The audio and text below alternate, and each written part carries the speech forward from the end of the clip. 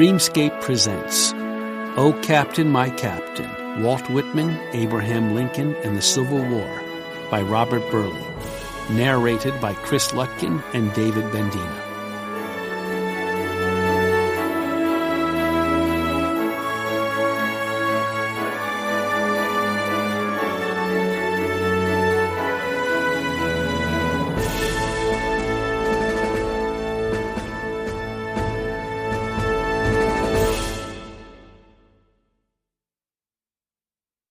I am the man. I suffered. I was there. The bearded man in the entryway softly closes the door behind him. He pauses. Standing perfectly still for a moment, he lets his eyes grow accustomed to the flickering light. Lamps hanging from the walls cast a pale glow over a long room lined with cots, each containing a wounded soldier. The man hears the sound of breathing, the rustle of a body somewhere turning in bed. The bare room, the gloom, the stench of sickness. Is this makeshift shed really a hospital? Suddenly, the stillness is pierced by a single sharp cry of pain. Oh! Is it coming from here? From over there? The man in the doorway steps lightly across the creaking floorboards. The wounded soldier, so young, a boy merely, stares straight up with fixed, wide-open eyes. A stain of wet blood seeps into a crumpled bandage around one shoulder. The man tries with careful fingers to straighten the bandage. The boy's pained, frozen gaze unlocks. He stares into the bearded face above him. "Who are you?" he seems to ask. For a moment, the man says nothing. He holds the soldier's hand firmly in his own warm hand. Then he speaks. Hello, I am Walt, he says. I am Walt Whitman. Walt Whitman? Is this Walt Whitman, the poet? What is a poet doing here, in the foul-smelling gloom of a Civil War hospital, among the wounded, the dying, and the dead? One answer to that question comes from Walt Whitman himself.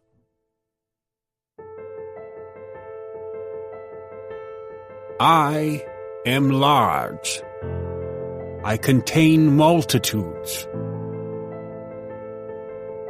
He called himself Walt Whitman, an American, one of the roughs, a cosmos.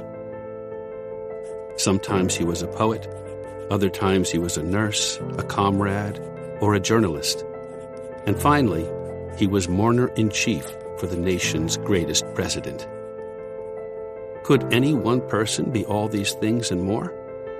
Yes, for Walt had a generous soul and a large ambition, large enough to become America's first great poet. I celebrate myself and sing myself, and what I assume you shall assume, for every atom belonging to me as good belongs to you. Large enough to praise both the tiny and the immense. I believe a leaf of grass is no less than the journey work of the stars. Large enough to include all people in his vision. I am of old and young. I am the poet of the woman, the same as the man. Large enough to identify with the most mistreated persons. I am the hounded slave. I wince at the bite of the dogs. As Walt himself said, he contained multitudes. And he meant it.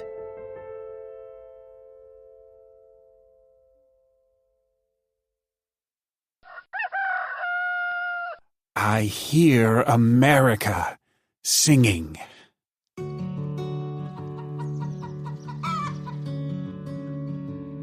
Walt Whitman loved his country.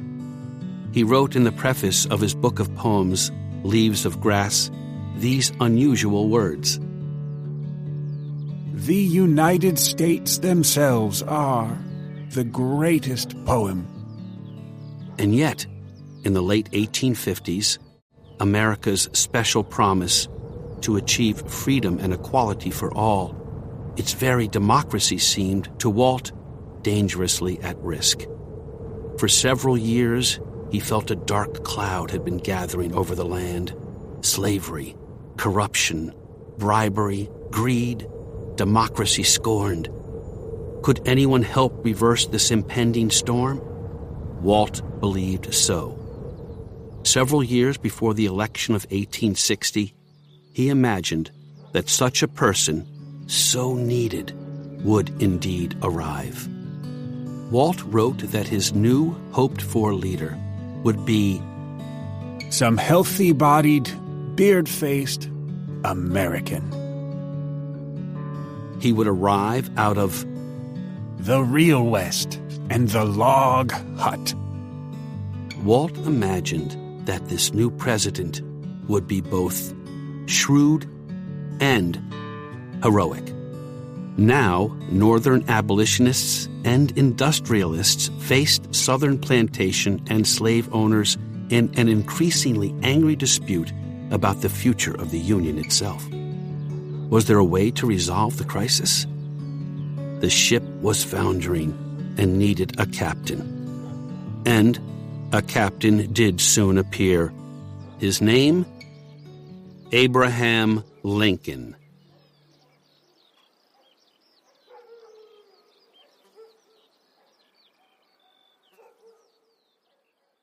Have you outstripped the rest? Are you the president? President Lincoln would say many important things to America. But the first time Walt saw him, Lincoln hardly spoke a word. In New York City in early February 1861, a humming, shuffling crowd waited for the president-elect to emerge from his hotel, the Astor House. Standing on the roof of an omnibus near the back of the crowd, Walt Whitman watched, hoping for his first view of the man who had recently been elected and who must now lead the nation. Walt shaded his eyes. A nearby horse stomped and snorted. There he was. Abraham Lincoln stood in the doorway, silent, looking out over the vast and murmuring ocean of faces. Walt saw everything: the tall and lanky body, the dark complexion, the wrinkled and canny-looking face, the all-black suit, the stovepipe hat tilted back to let a shock of black hair tumble out. But there was something more that caught Walt's attention. It was the way Abraham Lincoln stood so confidently and firmly with his hands behind his back. It was the powerful sense of certainty, the perfect composure and coolness that seemed to radiate from the man from Illinois. Then, just as quickly, Lincoln stepped back inside. Yes, Abraham Lincoln looked like the man Walt had called for. But would Lincoln be able to heal the grievous wounds of slavery and keep the country together?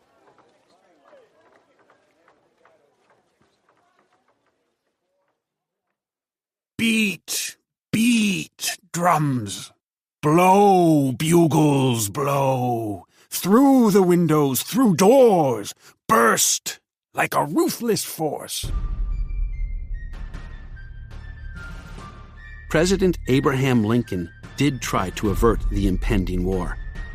At his first inauguration, less than a month after Walt first saw him, Lincoln said about the North and the South, "We are not enemies, but friends. Though passion may have strained, it must not break our bonds of affection." But Lincoln's words went unheard.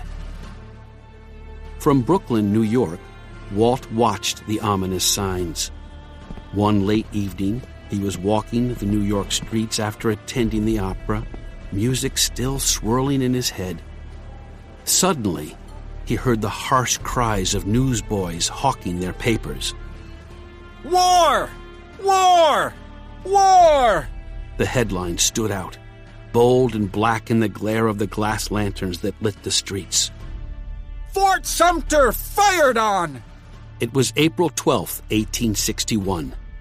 The Civil War, the terrible conflict between the northern states, the Union, and the southern states, the Confederacy, had begun. How suddenly a nation's life changes. Many people thought this war, a war that would ultimately cost more than 700,000 lives, would be over in a month. Some of the first Union troops who left New York for battle even attached ropes to their rifle barrels for the purpose of bringing back a prisoner. But just a few months later, at the first Battle of Bull Run in Virginia, the once proud and optimistic Union troops were routed and chased all the way back to Washington. And President Abraham Lincoln? He had a perfect view of this helter-skelter retreat, a disorganized array of ragged soldiers stumbling through the Capitol's muddy streets in disgrace from an upper window of the White House. It became the first of many defeats, setbacks, and heartbreaks Lincoln would have to endure. If there is a worse place than hell, he would say later, after another Union defeat with even more casualties, I am in it.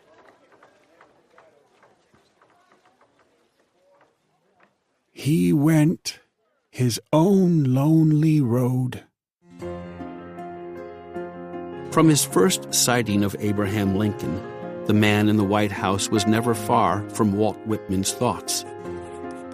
Lincoln is particularly my man, and by the same token, I am Lincoln's man. We are afloat on the same stream. We are rooted in the same ground. What drew the poet to the president? Walt loved the fact that Lincoln, like Walt himself, came from the common people, those lacking formal education, social status, and wealth. It confirmed Walt's belief in the average person's potential for greatness. But there was more. Both men had an almost mystical faith in the Union and in democracy. Walt's poetry arose in part from his vision of America, and much of Lincoln's political thought rested on the United States Constitution and the Declaration of Independence. Although both men had some of the racist views of their time, and neither were ardent abolitionists, both were opposed to slavery. If slavery is not wrong, nothing is wrong, the president once said, adding, I cannot remember when I did not so think and feel. And both were poets in different ways. Lincoln's speeches, considered some of the greatest in history, were eloquent and moving, while Walt's Leaves of Grass was destined to become one of the world's most treasured books.